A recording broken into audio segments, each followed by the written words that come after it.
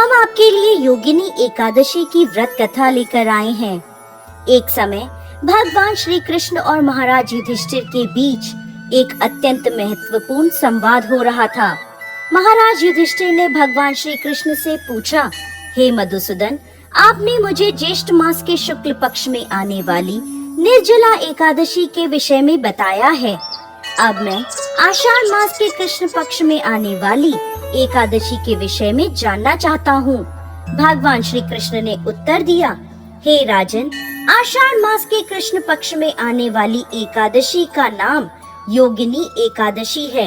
यह एकादशी बड़े से बड़े पापों को भी नष्ट करने की क्षमता रखती है। योगिनी एकादशी की व्रत कथा के अनुसार अलकापुरी के राजा कुबेर देवताओं के कोषाध्यक्ष थे। वह भोलेनाथ के परम भक्त थे। उनके नगर में हेमामाली नाम का एक सेवक रहता था, जो प्रतिदिन मानसरोवर से एक विशेष पुष्प लेकर आता और उसे भोलेनाथ की पूजा हेतु कुबेर को प्रदान करता था। हेमामाली निष्ठा पूर्वक अपने स्वामी की सेवा करता था। कुबेर भी उससे बहुत प्रसन्न रहते थे। इसी सेवक हेमामाली की पत्नी बहुत सुंदर थी, जिसका नाम विशालाक्षी था। हेमामाली अपनी पत्नी के प्रति बहुत आसक्त था। एक दिन वह प्रातः मानसरोवर से पुष्प लेकर आया, लेकिन सीधा अपने स्वामी कुबेर के पास जाने के बदले वो अपनी पत्नी के पास पहुंचा और पत्नी के साथ आनंद प्रमोद करते हुए उसे समय का ध्यान नहीं रहा। दूसरी तरफ राजा कुबेर भोलेनाथ की पूजा के लिए पुष्प की प्रतीक्षा करते रहे। प्रतीक्षा करते करते 6 घंटे का समय बीत गया। बिना पुष्प पूजा न होने के कारण कुबेर क्रोधित हो गए और उसी क्षण उन्होंने सिपाहियों को हेमामाली का पता लगाने भेजा। हेमामाली के घर जाकर सिपाहियों ने देखा कि वो अपनी पत्नी के साथ रमण कर रहा है। सिपाहियों ने यह सूचना तुरंत जाकर राजा कुबेर को दी। फिर क्या था, राजा कुबेर के धैर्य के सारे बांध टूट गए।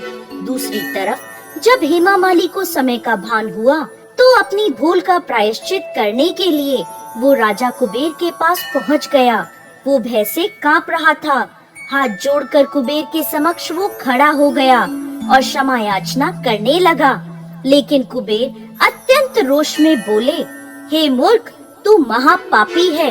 अपनी पत्नी के प्रति आसक्ति के कारण आज तुमने मेरे आराध्य देव भोलेनाथ के प्रति अपराध किया है। इसलिए मैं तुम्हें श्राप देता हूँ। इसी क्षण तुम्हारा पतन हो जाए, तुम्हारा संपूर्ण शरीर कोढ़ से ग्रस्त हो जाए। तुम पृथ्वी पर अपने कर्मों की सजा भुगतो और अपनी पत्नी से सदा सर्वदा के लिए दूर हो जाओ। कुबेर के श्राप से उसी क्षण हेमामाली का पतन हो गया। वो कोढ़ से ग्रस्त होकर जर्जर शरीर के साथ पृथ्वी पर आ गिरा। भूख प्यास से परेशान, अपने शरीर की पीड़ा से पीड़ित वो जंगलों में भटकने लगा। अनेक वर्षों तक वो यह यातना भुगतता रहा, परंतु भोलेनाथ की उपासना में सहायता करने के कारण उसकी चेतना शुद्ध और सात्विक बनी रही। एक दिन वो एक पर्वत पर जा पहुंचा, जहाँ ऋषि मार्कंडे तपस्या कर रहे थे। उन्हें देखकर हेमामाली ने उन्हें प्रणाम किया। ऋषि मार्कंडे ने उसे अपने पास बुलाया और पूछा, पुत्र, तुम कौन हो और इस प्रकार जंगल में किस उद्देश्य से भटक रहे हो?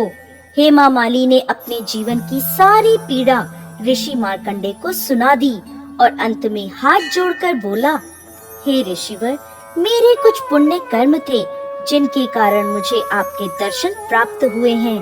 कृपा आप मुझे इस पाप से मुक्त होने का मार्ग दिखाएं। हेमामाली की प्रार्थना सुन ऋषि मार्कंडे बोले, आने वाले आषाढ़ मास के कृष्ण पक्ष में योगिनी एकादशी आएगी। तुम्हें इस एकादशी का श्रद्धा पूर्वक पालन करना है, जिसके प्रभाव से तुम सभी पापों से मुक्त हो जाओगे। हेमामाली ने योगिनी एकादशी के पालन का संकल्प लिया और वहां से चला गया। आषाढ़ मास में उसने योगिनी एकादशी का श्रद्धा और नियम पूर्वक पालन किया। व्रत के प्रभाव से उसका शरीर कोढ़ मुक्त हो गया और अपने पूर्व शरीर को प्राप्त करके वो अपनी नगरी अलकापुरी वापस लौट गया। आगे भगवान श्री कृष्ण कहते हैं, हे धर्मराज युधिष्ठिर, जो व्यक्ति योगिनी एकादशी के व्रत का पालन करता है उसे 88,000 ब्राह्मणों को भोजन कराने का पुण्य फल प्राप्त होता है।